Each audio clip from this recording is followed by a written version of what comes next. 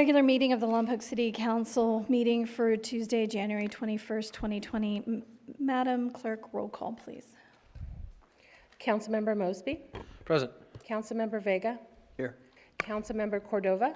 Present. Mayor Pro Tem Dirk Starbuck. Present. Mayor Janelle Osborne. Here. Action from closed session, Mr. Malave. Thank you, Mayor. The City Council met in closed session to discuss the two items on the agenda, significant exposure to litigation. The council discussed the two items and gave direction to staff, but no reportable action was taken. Thank you. Now please join me for the invocation by Mr. Morris Obani and followed by the Pledge of Allegiance.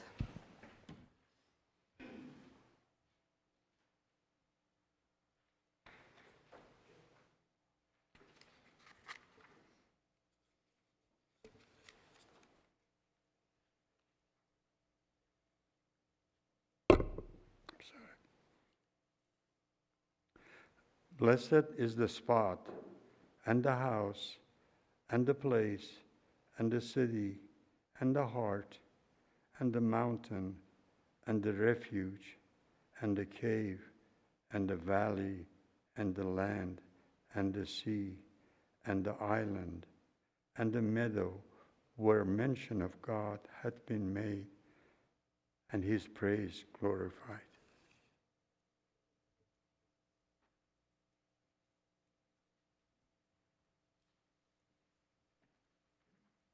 I pledge allegiance to the flag of the United States of America and to the republic for which it stands, one nation, under God, indivisible, with liberty and justice for all.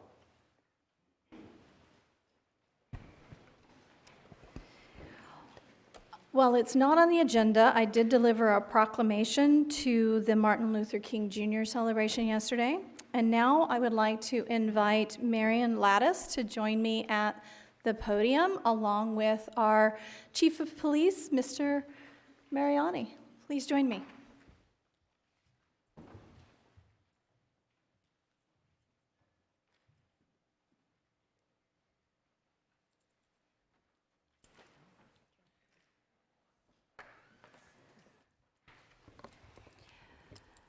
Ms. Lattis is here on behalf of the family for Specialist Brumfeld. Specialist Brumfeld in order to present something very special to Chief Mariani. So I will hand the microphone over to you to allow you to share with the public what this is. Okay. This came from his squadron in Germany. They wanted to send something from their unit, their squadron. For those, the guidon in the military guides the soldiers to their mission. So they sent this back. All the signatures are from the soldiers in his squadron.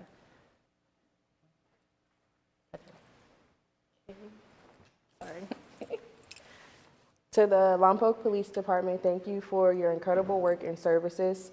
To the people of Lompoc, your efforts are truly appreciated by our family here in Germany. From the soldiers, NCOs, and the officers of Dakota Troop, 1st Squadron, 2nd Cavalry Regiment.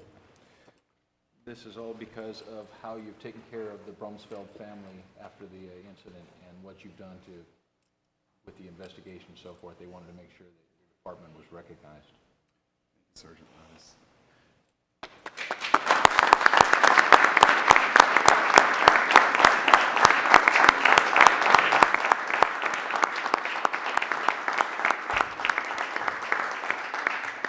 I am humbled, I am touched, and I want everyone to know that I keep a photo of Marlon in my office every day to remind me that we are committed to bringing full justice for the loss of his life. So thank you all very much.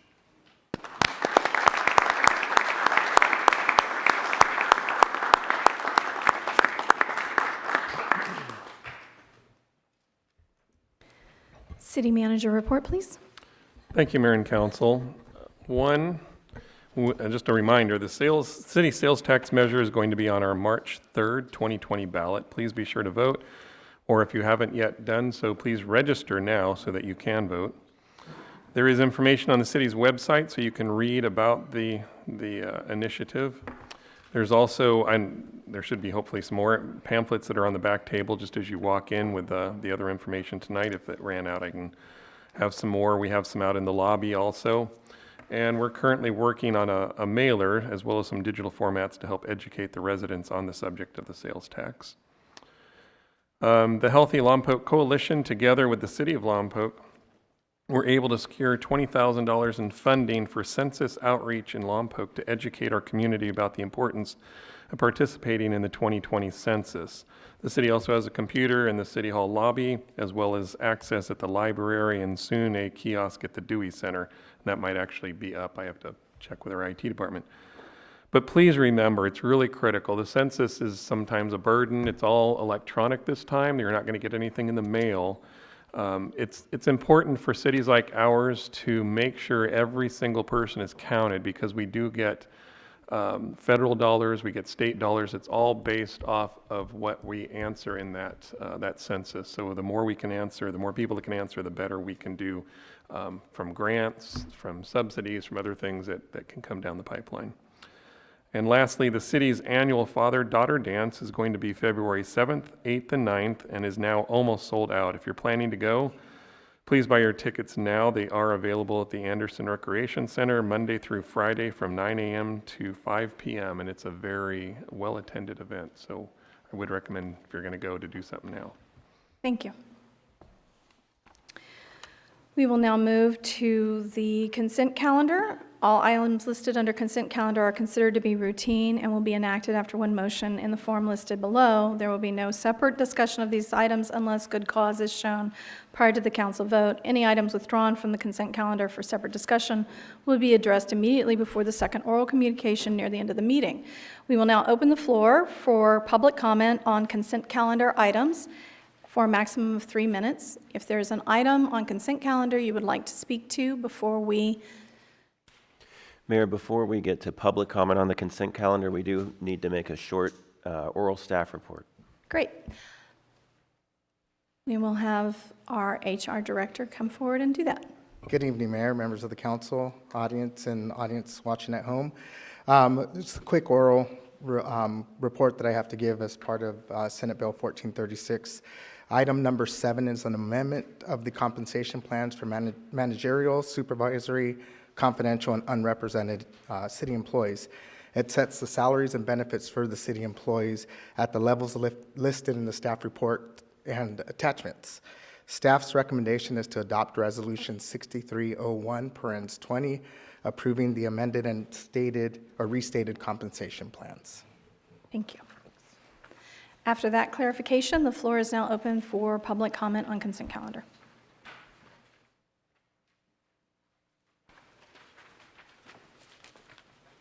Nick Gonzalez, resident of Lompoc. I would suggest that you pull items number 5 and 6 and briefly touch upon it for the benefit of the public. Those are compensation increases. The news of late is that we're cutting, that we have no money and that we have no funds and that we're not taking care of staff. And I think that it would be appropriate to educate the public rather than sticking in the consent calendar that you are doing 2 separate increases in compensation. Thank you. Thank you.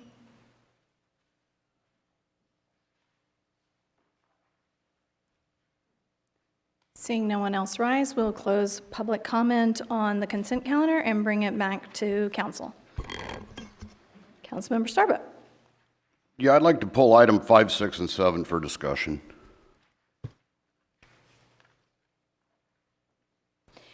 Any other discussion or pulls? Seeing none, I will entertain a motion for items 1 through 4 and 8.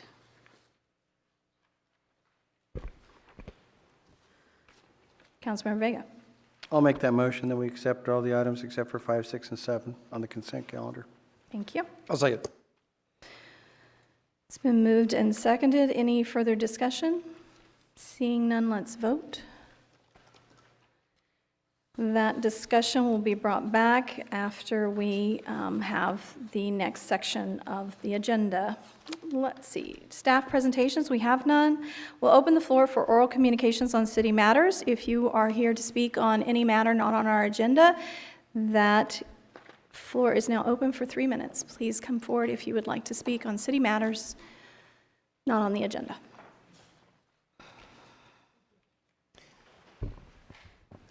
My name is Jason Byard. I'm a regional manager with Lemus Feed and Pet Supply. I'm also a resident of Lompoc. Almost exactly 5 months ago to the day, I came and addressed this council with the issues that we have at our property on the north side of town, North H Street, dealing with the homelessness issues and things like that. I spoke with Mr. Mosby today in regards to a camp that has started up now. We've got actual tents that have been erected less than 50 yards away from our building, right off of our property onto city property.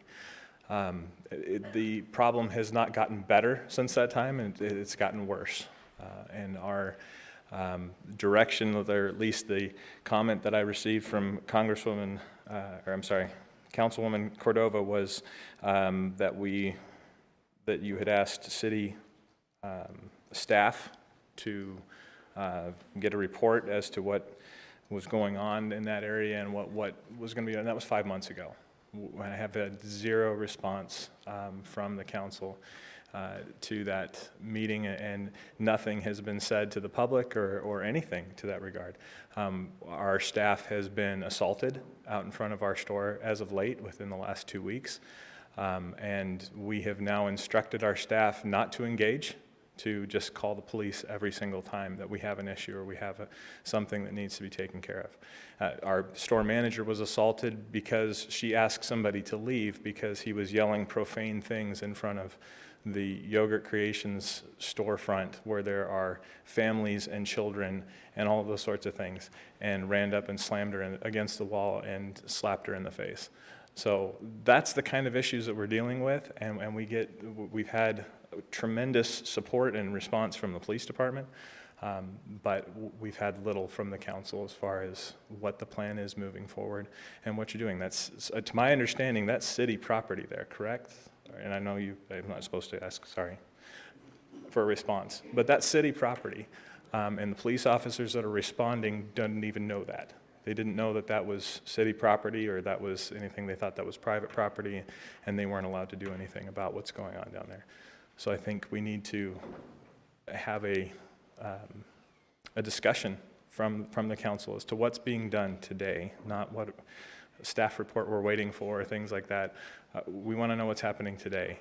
How can we fix this problem now? We're going to spend tens of thousands of dollars putting up a fence along that our property line to help mitigate those issues on our property, but that's a local business owner that's doing business and that's having to put out our money and to try and fix a problem that we're not getting any response from the city or any help from the city on. So thank you.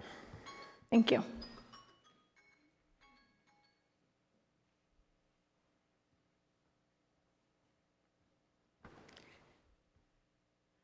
Good evening, Mayor and Council. My name is Elisa Rains. I was born here in Lompoc and raised here in Lompoc.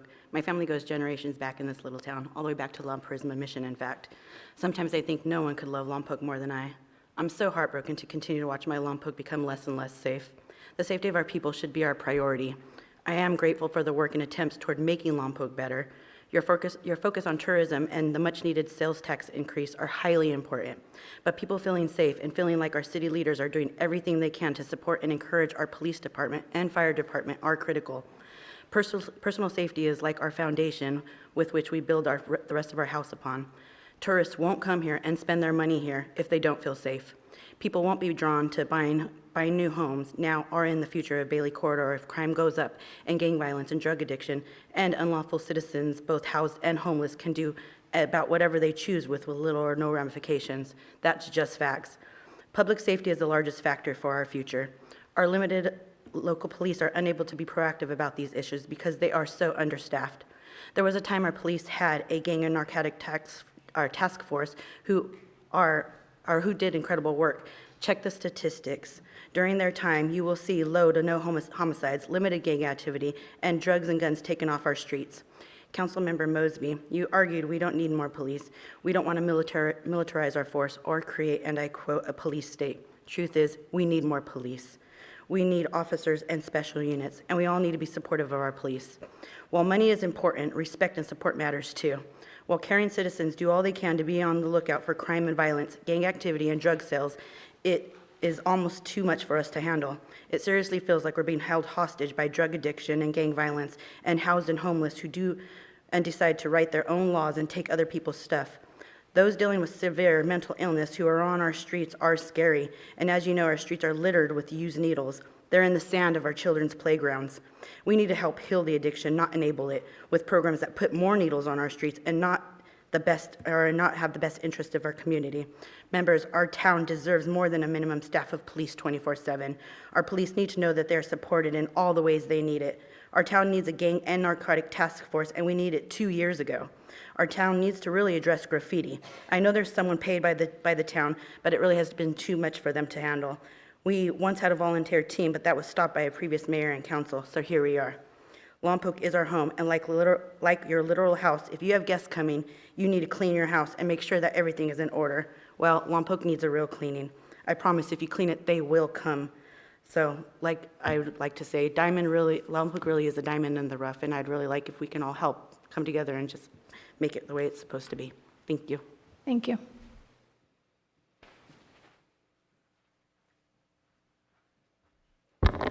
Nick Gonzalez, resident of Lompoc. I'd like to expand a little bit on one item that was there, and that is needles. I understand that there is a need to provide some safe needles for certain individuals, but as a landlord, as a business owner, and as a resident, it has become very problematic.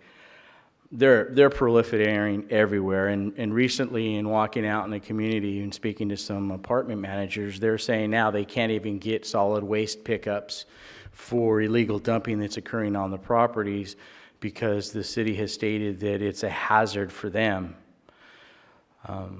So now we have a significant, and I'm glad all the firemen are here because I'm sure they'll attest to it, when you get a significant amount of debris, couches, sofas, mattresses piled up against the building, you have a potential for a very dangerous fire. And so if the city is not willing to pick up this solid waste that's left behind illegally because of the Sharpies that are there, I think we have a problem that we need to address and address it immediately. I think that they should be regulated. They should have a safe place to do it.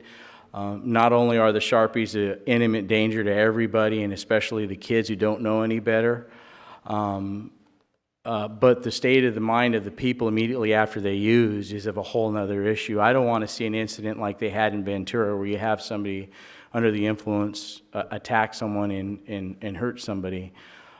So please do something. I'm not asking you to get rid of the service, but regulate the service and make sure it's done in a way that it doesn't create significant fire or health hazards for other residents. Thank you.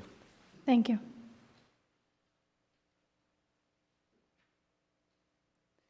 Seeing no one else rise, we will close oral communications.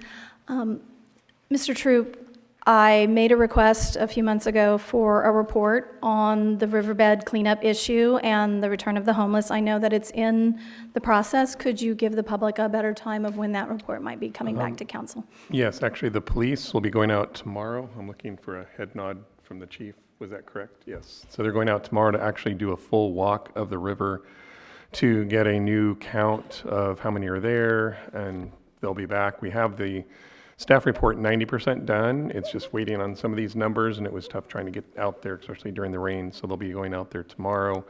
I would guess the first and probably second meeting in February, depending on how quickly we can get the numbers back. Thank you. Councilmember Starbuck. Yeah. Mr. Troop, also, there was mention that you were going to have, I think their name was Pacific Pride, the people that are dispensing the needles in town, come and do a presentation at one point. Yeah, I dropped that one. I will get and hold to them again. Councilmember Mosby.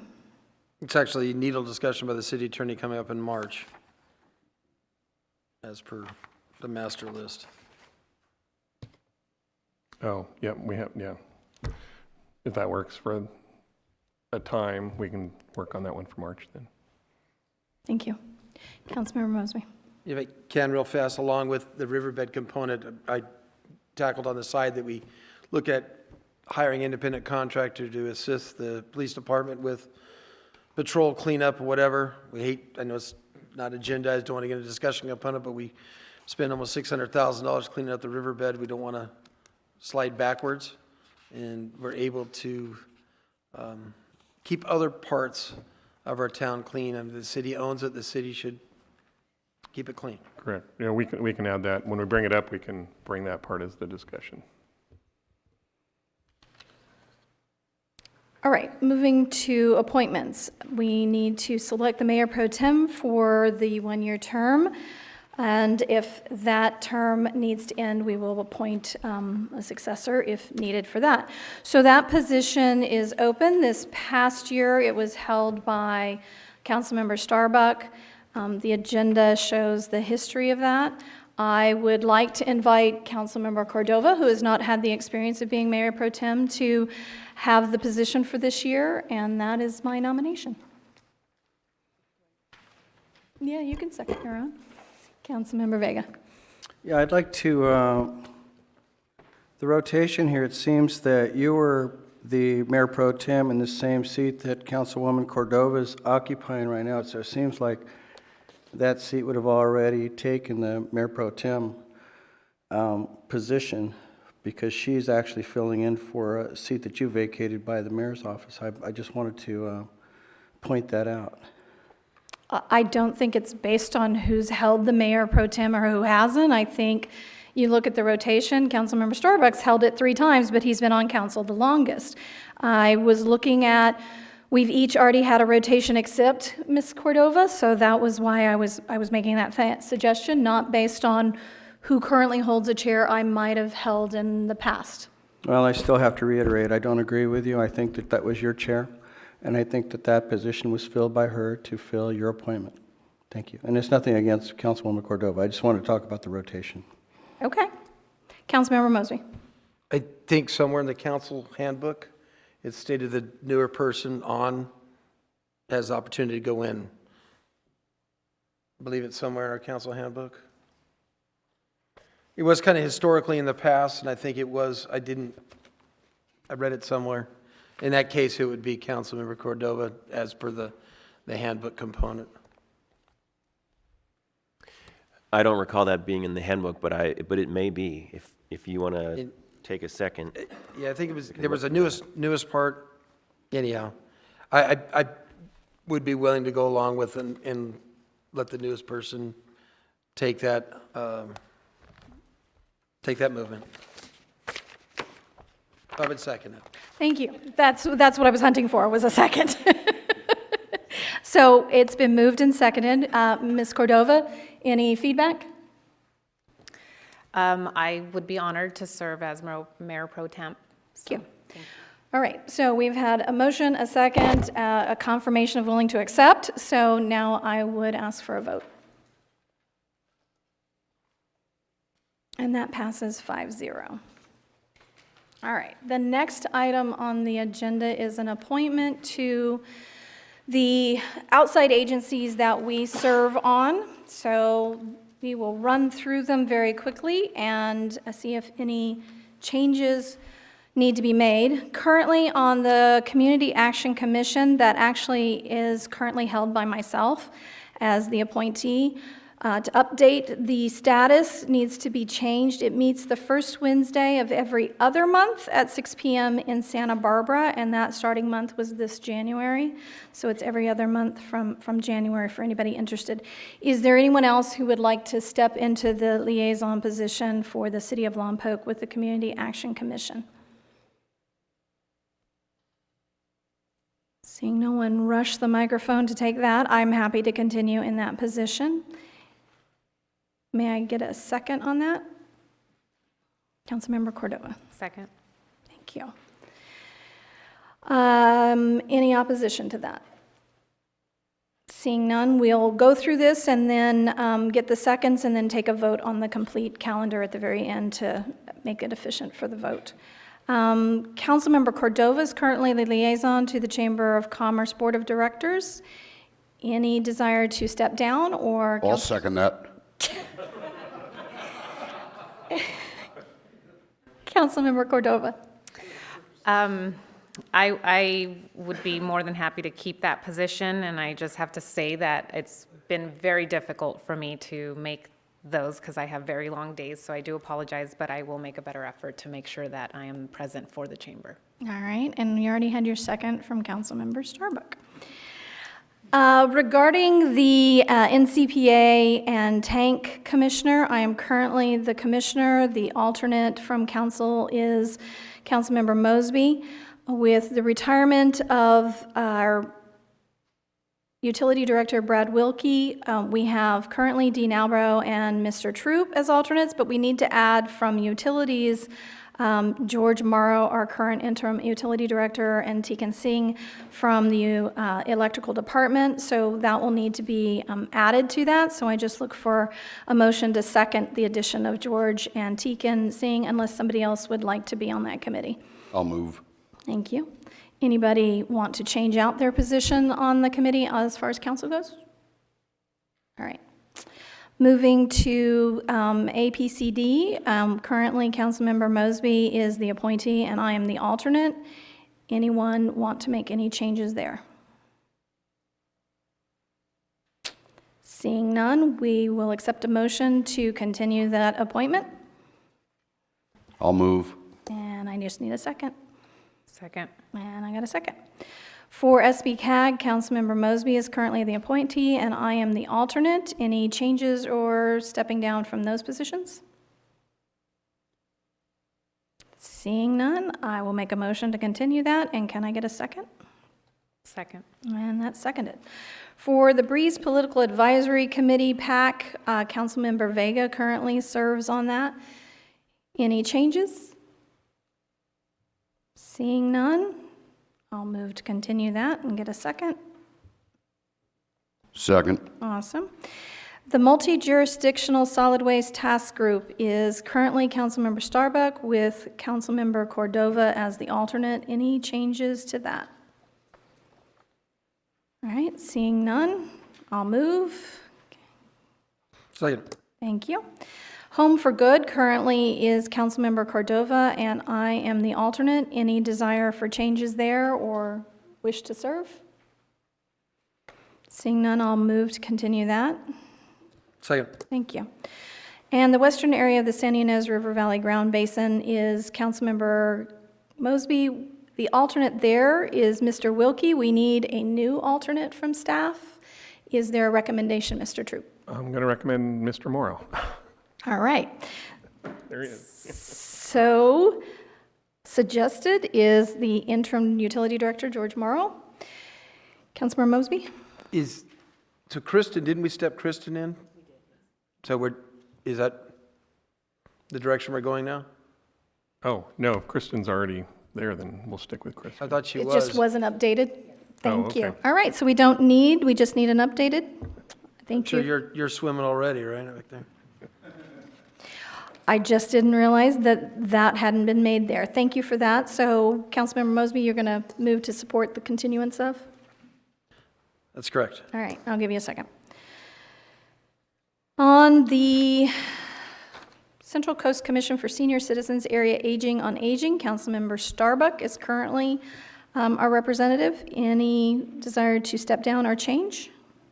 All right, I will move that you get to continue that. Would you like to second yourself? I'll second myself. Awesome. The California Municipal Utility Association Legislative Committee is currently myself, with the alternate being Mr. Mosby. Any changes to that? Seeing none, I'll go ahead and move on that one. Get a second. Second. Thank you. And the Santa Barbara County City Selection Committee will stand as myself. It is comprised of mayors from each city in the county, so therefore that is by default the mayor. So seeing that we only have a few changes and those have been moved and seconded, any other discussion or clarification? Let's vote. And those appointments are passed 5-0. Thank you all for that. All right, so the agenda is now a request for written communications before we go back to item 5, 6, and 7. Any written communications? Nothing. Thank you. Now we will come back to items 5, 6, and 7, and Councilmember Starbuck. Yeah, thank you, Mayor. I kind of hate to catch the staff flat-footed here, but nobody was here yesterday. These items all deal with pay increases, wages, budget, and money, basically. I guess in a synopsis, could we just get a short breakdown? How much money did the council give out in raises? What is the effect on the budget and our projections? This is just rough numbers, because I know we're going to do a budget workshop here pretty soon.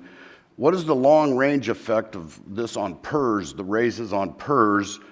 I know there's cost sharing. If you had that number, you could share. And do these raises incur bumps with management staff, the people that were in item 7, or so to speak, i.e. the guy gets $10, does it bump right on up the line? Thank you, Councilmember Starbuck. So I can answer that. So the bump is what's commonly known as compaction, and no, there's no compaction there. So generally what happens is the management, which is MS&C and UNREP, follow suit on what the city does with the IBW, International Brotherhood of Electrical Workers. So there was no compaction looked at. It's just the same cost of living increase that was done for IBW is what's being implemented for the others. So no, there's no compaction study there. And then the financials, I'll go ahead and defer to our Management Services Director, Mr. Dean Albro. A lot of questions, huh? Where do I start? You're a smart guy, Dean. I think you'll figure this out real quick. What was the budgetary impact? I'm assuming you're more concerned about the general fund versus the whole thing. I can go over that if you want. And please, just the general fund. I know the enterprises are okay.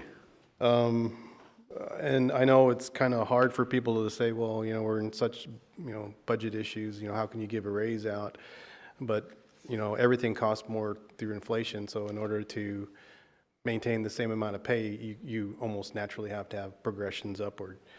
I think we did a pretty good job negotiating. Our inflationary or cost of living went up almost 3.5 for the last 2 years. We ended up with a 2 and a 3 across the board pretty much. When it comes to our pension, I mean, our pensions are between 2.5 and 2.75 as the inflationary, with a 3% increase in growth in payroll. We won't see that growth in payroll. I mean, we're obviously pulling back, so we're actually going to save money by what we did in the MOU and the adjustment. How are we going to pay for it? If you were to go to all the attachments, go to the general fund, they total up to somewhere in the neighborhood of $350,000 in year one. If you remember, we had a deficit of $300,000. Right now, we're seeing about 25 vacancies, so we're seeing about a $1.1 million surplus from that. We budgeted in $800,000, so if you do all those numbers, we're pretty close to zero. We're not quite zero, a little bit negative, but we're hoping that the sales tax for cannabis and we also had secured property tax that came in higher. We're hoping that they'll help out with that, mitigating that remainder. A little concerned, I don't have a lot of numbers for sales tax or property tax, sales tax or TOT tax. I think they're coming in a little bit light with the first quarter, but I have to have a little bit more information before I can do a true assessment of how we're going to look for this whole year. I'll work on that and come back probably in a month. We'll start getting our data for the sales tax and TOT tax so I can have a better view of what it's going to impact. The second year, if it goes the same pretty much, we are balanced in the second year. We were deficit in the first year, so we're hoping that will balance out with hopefully a little bit more growth in all the revenue and sales tax numbers. And hopefully we won't have the same number of vacancies. I know it's tough for the chief to run a ship when he has so many vacancies, but those are expensive to the general fund. Fire and police are very expensive to the general fund, so when we do have them, it helps us. We had so many vacancies in the police department. I'm very thankful to say that we were actually able to use some of those resources to fix the AC that's been broke for 3 years. Those guys have been living in less than 60 degree, 50 degree environment for quite a long time, so we just got to do something, to take care of them, so. A lot of moving parts, so I don't know if I answered your questions, but Well, I'm here you for more. have. I just am trying to put this out there so that people get what's happening. We're not just throwing money out and then, asking for a tax. The one is the long-term effect with PERS, and then the fact that most of the employees have offered up a little bit more contribution on it, if you could lightly touch on that. I mean, here we're asking for a tax, to pay PERS, and then we're adding raises that are going to increase, so. One of the things we're trying to concentrate on is there is a bigger benefit to the first tier, and we know that because we're trying to pay it off. Back when it was enacted, none of the employees are paying anything. Through every single negotiation, we've been trying to get them to pay 50% of the normal cost. So everybody in PEPRA, Public Employee Pension Reform Act, thank you, was required to pay 50% of their normal costs, meaning in 1 year, what benefit they burden the city, they pay 50% of that. So we're trying to do that across the board to make it fair and also to make the numbers crunch out better. So, and to answer your question, I'm not sure you were asking about what the impact is for to the pension for that, or? Well, we know that there's roughly $350,000 going out in raises on that. What does that do 20 years from now in the retirement, or say 15 years from now when, if the sales tax was to pass, it sunsets? Well, when we start doing our 10-year projection in our model, that's why I was touched that a little bit on what our inflationary number is somewhere in the fact of 2.5 to 2.75, depending on what group you're in. We negotiated a 2 in year 1, so we're actually save a little there, but we negotiated 3, so we're almost on the average of what the actuarial is. We just won't see the 3% growth in our payroll, so we'll end up, that number will start coming down on those actuarials as far as how much the city's going to have to pay. So it'll help us with the CalPERS, but it is going to impact anytime you raise any of it, but they factor that in. Mayor, one other quick thing. I think one of the things Councilman Starbuck was saying is during the negotiations, the staff will be picking up another piece of the retirement. Yeah, what we negotiated, it was Tier 1 is picking up 2%, and Tier 2 is 1%, and it's because they had a bigger benefit that they weren't picking up that 50%. Tier 3 was left alone because when they enacted that Pension Reform Act, they imposed it on them already. So we're just trying to make it fair across the board. Councilmember Mosley. There was something else we gave to LPOA? You didn't mention that? Everybody got 2% basically across the board, but there was one of the things they requested was one-time $2,500. We thought that was good because they were so short, and it's a one-time event, hopefully, and it's a one-time payment. That way it can be sustainable. So it's like a retention bonus. Yeah. You bet. And the total general fund between those two? For all of them, it was $350 in year 1. Year 2 was about $500,000. So, and hopefully we'll see enough growth for that $500,000 in our numbers. I think we'll see it. I'm hoping. So about $870,000 total overall. Yeah. Councilmember Cordova. Dean, in the budget cycle or in your budget model, was there any account for potential increases in wages due to cost of living that was accounted for or considered? When we do the projection model, there is an inflation for not only payroll, but also materials and goods. And also we actually did the actuals for the CalPERS. We also do a projection for sales tax, TOT. We try to be realistic as to what we think is going to happen when we do those models. So yes, there is. So not knowing specifically the number tonight, but there is some factor already built into the actual budget that accounted for some level of inflation of wages. I always do, when we first started, we kicked off, I said, this is our full service level and this is our deficit. It was 3.6. That had an inflationary in it. As we got down to the nuts and bolts, that was taken out. Because what are our actual numbers? Is it still in the projection? Yes. We still want to see what we think is going to happen. But we take it out. We only did the appropriations for what was actually already negotiated in concrete. And so, no, it wasn't in the budget itself. other than fire. Fire had already negotiated their raises. They did a 4-year contract, I believe. So they had already, that would have been in the budget. But everybody else, we hadn't negotiated anything. We didn't know what our number was going to be, so we didn't put anything in the budget than what had actually already been negotiated and been approved through you, the council. Okay, thank you. Any more questions for staff? Seeing none, thank you very much. We'll open the floor for public comment on this.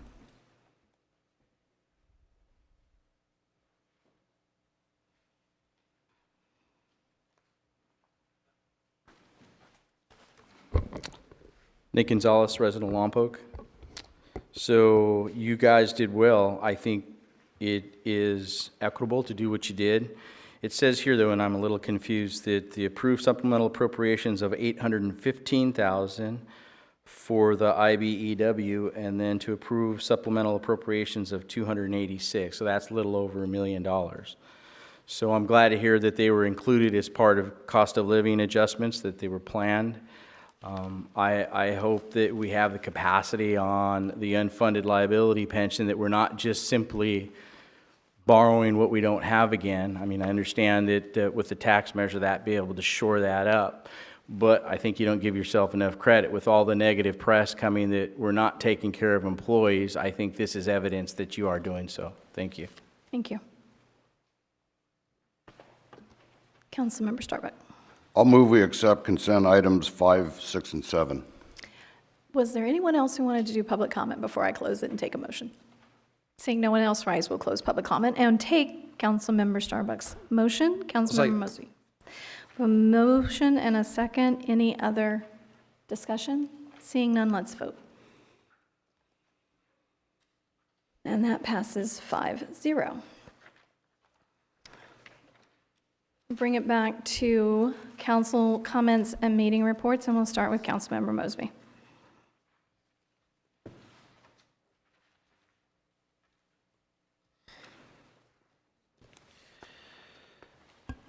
I had made a couple of council requests over the last couple of years, and they've kind of got a memo or a staff, didn't get a staff report, didn't get a full discussion. One was approximately almost 2 years ago about the potential refund, the permitting components of the cannabis. We did get a memo from you how much money was left over. The reason they were holding funds, they weren't sure why they needed to hold, but that sheet that you gave us shows those numbers to be all over the place and arbitrary. If there's a solid number, we should probably true it up and make it work right. But I still would like that to come back. The memo was good, but the request again this April would be 2 years for it to come back. Yeah, I can put that back on the list. It was already there before. And then another one, September 4th, 2018, I had made a council request verified in the minutes that we got last meeting. And that was for park impact fees to come back for discussion for the council. The reason for that discussion was that we had made Thompson Park a single-use facility. I felt we should do something to assist, because we kicked soccer players off that field. Felt we could come back and enhance. So I asked for those to come back. I know impact fees are coming back, but again, it's almost a year and a half later, and that one's been pulled, never even got on the list. So that one is scheduled for February. And That's for impact fee discussion. Right. In general, and he's bringing some of them stage 4, but again, I wanted to verify that I had done this September 4th of 2018 for the park component. So I want to make sure that we have it on there. I know Dean says he's going to bring it back up, Mr. Albro there, so I appreciate that. Yeah, I'll definitely bring it back up, and we'll bring it back up with part of the capital improvement and probably have some workshops for you guys. Okay. The other thing, the big story out there, and I know it's not an agendized component, I don't know if we need to, and that's the fireworks component that has been hypothetically, potentially shut down. I did talk with the city manager a little bit. We got to find a way to do this. We got to find a way. You got to find a facility, whether it's the airport, whether it's Riverbend, find a way to do it. We can't take another thing from the people of Lompoc. and a barbecue and a this and that with them. No, it's not, we've got to do it. And I don't know if we need to agendize it to do it. I don't know if the rest of the council's in support of the same angle, but the mass amount of people I talk to say, don't take something else from us. I'll give you a second on it. I was going to say, if we can get one more, then we'll bring it as a staff report, and then it can be a Okay. full discussion. There we go. Okay. And it's not wait a year and a half. No. Okay. It has a timetable to it, so it's. Discussion was brought up about camps in the riverbed. We have to stop waiting on this. It's festering, it's growing. We're doing a good job of keeping our parks cleaned up. And it's illegal camping in the riverbed. It's littering in the riverbed. It's all the other components that we have. That land, most of that land that we own, the city of Lompoc owns, was bought between the year 1966 and 76 for a park, for the people. And we have to stop this. I mean, this reminds me of the movies Hills Have Eyes, and that's what's going on out there. It's scary. And we got to do something. We have to find a way. We just throw away 600 grand for cleanup. Let's stop. So I know it's coming back, but I wanted to make mention again on that. We had an email today, I think all council got. I did share with the city attorney about a gentleman who's in one of the trailer parks with lead in their water supply. And just as an info, if it's inside and past the meter, I believe that's landlord-tenant issue. It's on the other side of the meter. It's the city of Lompoc. And I know the city has done significant analytics for lead in the water and all around. That maybe people can contact, if they have an issue, utility director, somebody can point a direction of where they can go to what lab or how they can go somewhere to get that. We don't need an issue, but there was a gentleman who was significantly concerned through an email, so. We have the contact info is on the website for the water department, and they're more than happy to talk about it, and you're correct. If it's before the water meter, that's the city. It's after, it would be whomever's property. I know the testing we do is we have just incredible requirements for testing, and nothing has shown up in our tests. So. Yeah, so maybe we could advise the people out there who are going to be taking up the phone call to have something hot on their desk, or they can give them, I know we can't tell them which one to go, but they can give them a list of labs, or maybe you can put something up somewhere. HDC. The property you're talking about, it actually happens to be a mobile home park, I believe. And I have directed staff to notify that individual about the state agency that they can contact for mobile home park landlord-tenant issues. Very good. Thank you for that. But likewise, anybody else who has concerns, cares, others. I know we had a report on lead not too long ago, and the city's, I hate to say lead-free, but pretty much. The last thing I talk about is putting it out there on the 30th of this month from 6 to 8. Tentatively, I'm here in the council chambers. I'll be renting it to do tax talk, to talk to anybody who wants to talk about the tax component. And let's get down and, let's see all sides of it, and let's explain the situation. And I put myself out there as a target to anybody who wants to ask why. And that's it. Oh, I did represent the city of Lompoc at SBCAG and APCD last week. Councilmember Starbuck. I have no reports. Thank you. Councilmember Vega.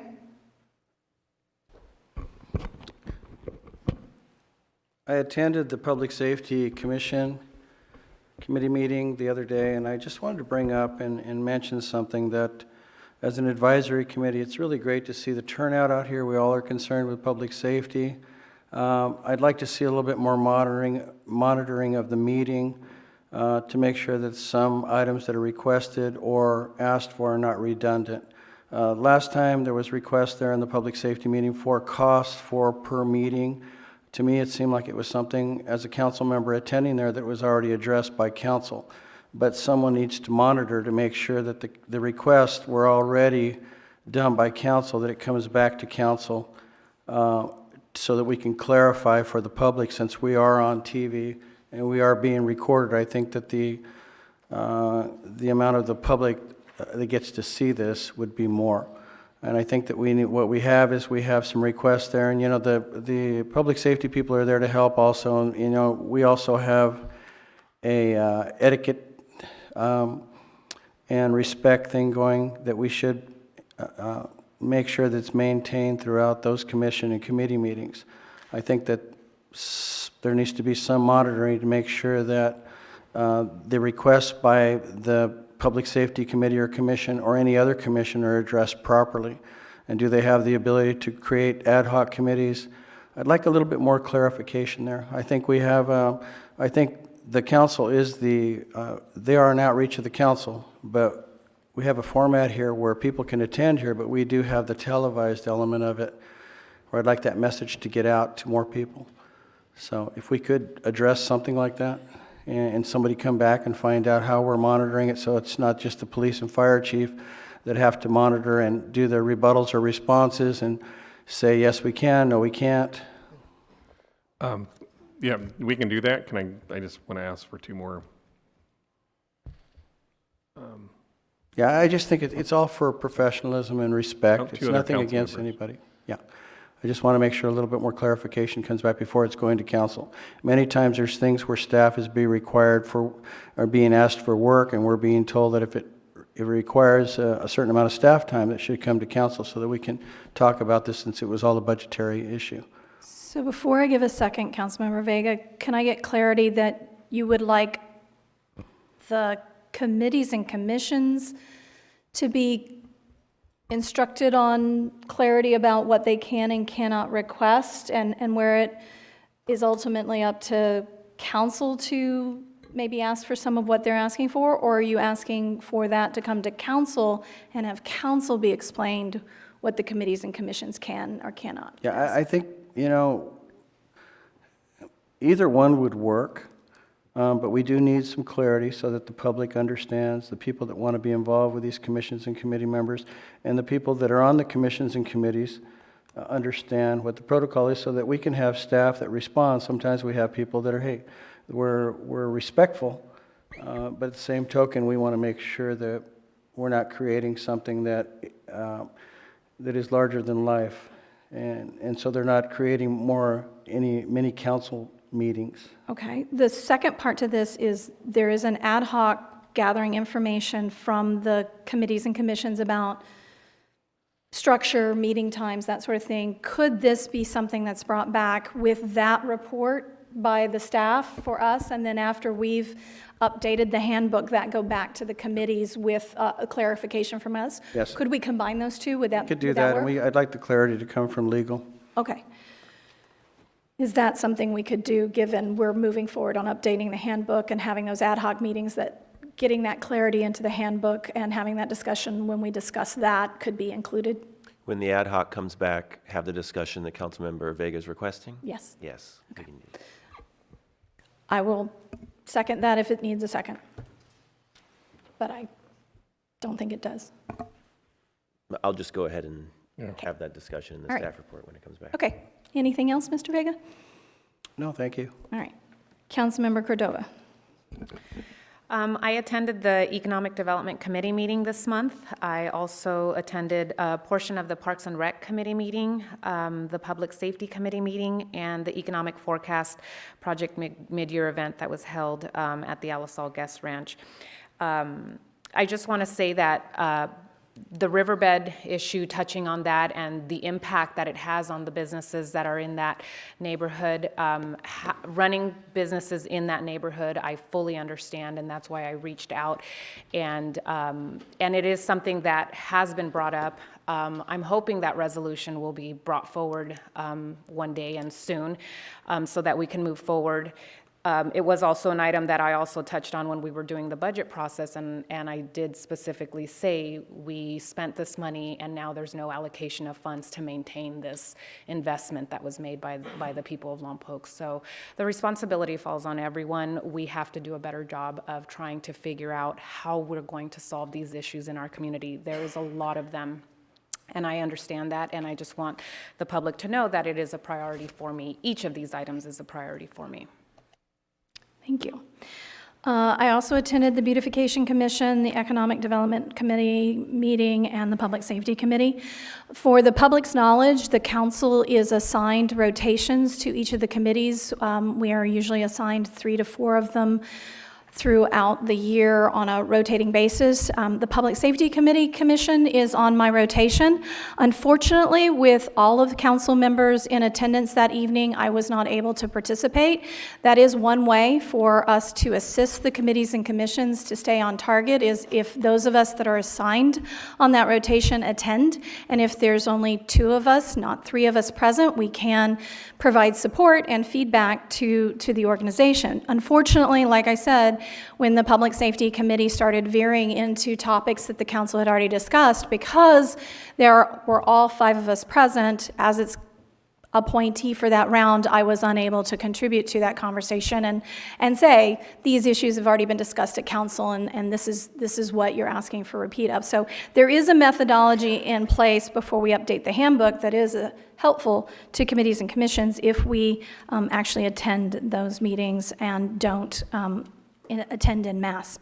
The Hancock Youth Reinvestment Grant Workshop occurred, and I attended, and they're moving forward, and Lompoc is potentially going to be selected for a youth reinvestment grant they are working on, so that is hopefully good news.